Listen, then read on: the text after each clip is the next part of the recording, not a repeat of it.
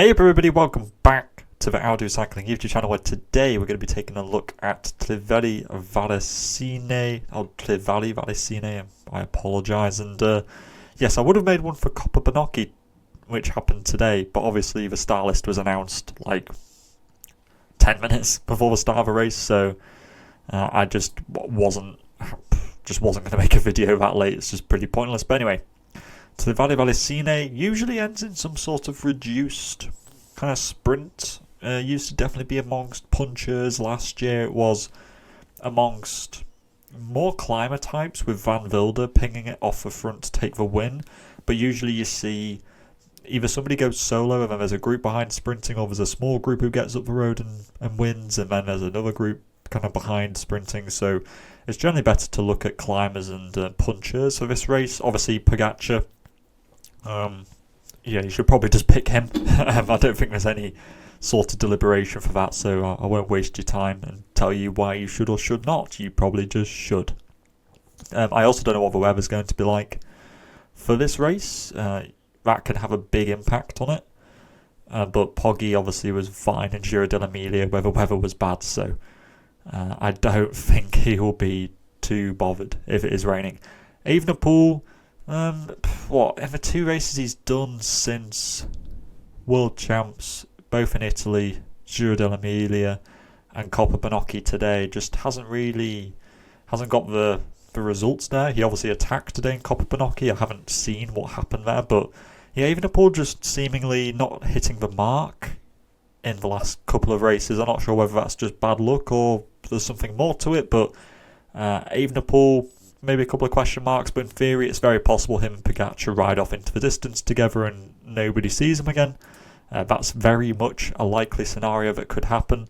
Either one of these two, they just love long range attacks. Roglic, to be honest with you, I probably wouldn't, even if he has won this race in the past.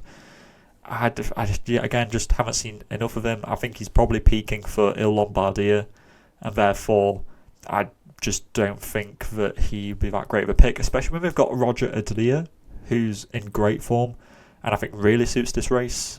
He came third today, so Roglic, I think they might use Adlia instead as their main man. Pidcock, the guy who I wrote off in Giro dell'Emilia, and he came second, so the ever enigmatic Tom Pidcock, we don't know what he's going to do. In theory, this is a race very suited to him if it is a bit of a sprint. He's a great puncher, stroke climber, so therefore Pidcock, you know what, based upon Giro dell'Emilia, and he finished second, he must be a good pick for this race, I think. But it's going to be tricky to get Pogi, Evenepoel and Pidcock onto your team, so you might need to make a sacrifice of one of them. Benoot and Jorgensen, both decent picks as well. I don't really have a preference, maybe Jorgensen ever so slightly, just because he tried to follow Pogi in Giro dell'Emilia and somewhat succeeded, so he's obviously looked pretty decent there, so therefore I think Jorgensen, for a top 10 here, very good choice. Paulus was top 5 today in Coppa Bernocchi, and he's another one like Pidcock. I can never pin down when Paulus is going to do well, so who knows, maybe he will do well, maybe he won't. Ayuso I probably won't go with. I think he'll just be riding for Pogi. Healy, in theory, this race suits him very well. If a group gets up the road, he is always the guy to just counter-attack that move and sneak you a podium place where nobody really expected it. So I think Healy is going to go under the radar a bit, and yeah, I think that this sort of parkour really suits him. Not like the super steep gradients, but like the kind of power gradients. He's really good at those. Mas, I would say, is one of the safer ones. He was 11th in this race last year, I think. And yeah, he'll probably do the same. Like he might finish in the fringes of the top 10 or a top 15, but in these category 3 races, sometimes it's just about getting the numbers inside the top 15 rather than necessarily getting loads, taking a risk on somebody and then just ending up getting 0 points. Sometimes it's just better to take the safe points and run with that. Vlasov was really good in this race last year. I don't know how he's really going at the moment. We haven't seen him since World Champs, where he was a solo rider, so it's hard to draw too much of a conclusion from that. Yates, yeah, I think he'll do good. He was top 5 in Giro dell'Emilia, no problems there. I think he will be inside that front group. I expect will be to be like a Pogi solo and then a second group fighting for the podium places, and I think Yates will be in there. for sure. And he's also got a pretty snappy finish, so I think Yates could honestly be top 5 again, actually. 18 credit riders, I don't really like any of them. I might pick Godu and I might pick Sivakov, but yeah, their possibility of doing well is pretty small. I think that they'll both get into that second group, but Sivakov won't be allowed to chase, and his sprint is just not that great, as we saw today. And Godu, yeah, he'll make that front group, and that's why I think that he might be the best of these 18s, is because I reckon he's got the most freedom to do his own thing, and he's got the form to do so. The 16s, Bardet, I think he's good. Absolutely. I think he could be in that second group as well. I think he could be in the top 10, but he's not the fastest sprinter. That's his problem. He's a bit like Enric Mas. I think that they'll be in a very similar sort of position. And Walter, possibly. But I do think that Jorgensen is the better card for them to play. And then Valverde, of course, he won this race last year, and who saw that coming? So sometimes, despite all the logic that I apply to this, sometimes it is just the absolute Hail Mary rider who can really score you some points, which is why I think that Healy or something like that could be a decent shout. That's just, that kind of person who's not afraid just to throw caution to the wind. The 14s, maybe Boitrago, maybe Mathieu Bergadeau could hang into that group, but I think that Roman Gregoire is my favourite one out of this category, because he was second in Agostino or whatever it was behind Hershey the other day, so he's clearly got form. And yeah, I think he's very suited to this race. He's a bit like Pidcock, I see. So I think that's a good call. I'm not picking Ethan Hayter again. Pretty much. 14. You got Jonas Aguirre, Zana. Both of these were top 10 last year. So goes to show that you can have these random guys in the top 10 who you didn't really expect. Zimmerman, I think he could be in that scenario. He's had some okay form recently, but just hasn't really converted that into any results. The 12s, Hindley, again, maybe he might get into that front group, who knows. And Pozzovivo, possibly. Millard, if he can roll back to the Grand Prix of Quebec, maybe he could do something.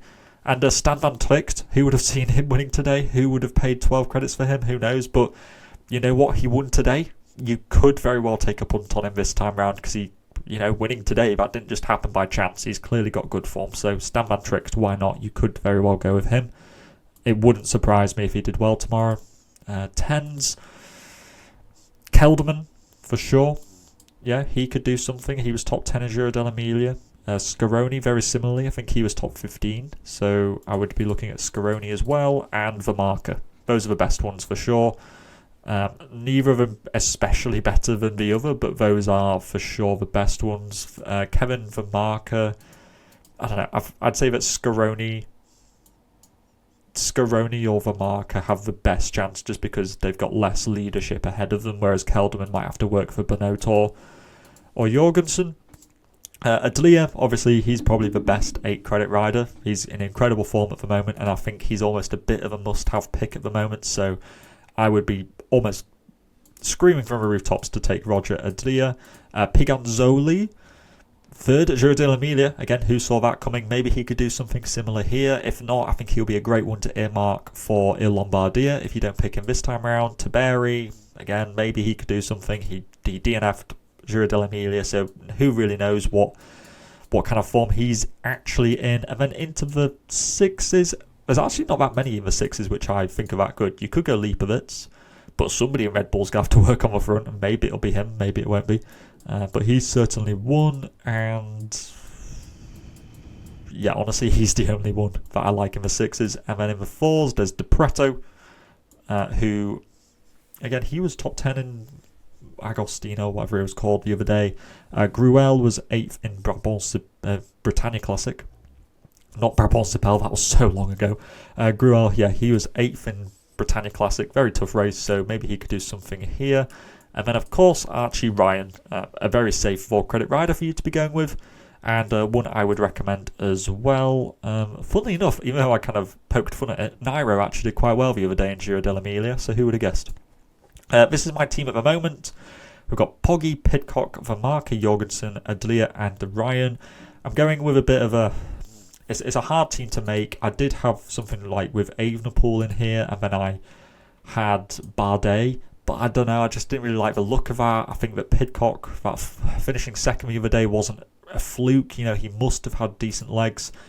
And then I thought, you know, Jorgensen could be good, although I could definitely go with Yates. However, then what do I do with the marker? Do I then back Van Tricht after today? Like, maybe I definitely like Adria, and I can't save enough credits to boost Ryan up to somewhere where I really like, you know, somebody better than him. You know, I'd have to upgrade him to at least a 10, and I just can't save 6 credits anywhere. So I might go with something like that, or maybe, yeah, instead of Van Tricht, I go with a marker and with Jorgensen, or I could go with Healy. You know, endless possibilities. This race is a little bit tricky, but let me know what you're thinking in the comment sections down below. What teams are you thinking of going with? Oh, and quickly, Simac Ladies Tour, if you're interested. That's my team. Wiebers, Wollongstone, Balsamo, Paternoster, Hogrem, Backstead, Nguyen, and Bugard. Focusing on sprints, basically, because it's a sprinter's race with a TT at the start and a tricky stage at the end. So, yeah, put your teams in the comment sections down below. I will try to get back to you before the race starts. And all that is left to say is to stay safe out there, and I will see you in the next video. Salut.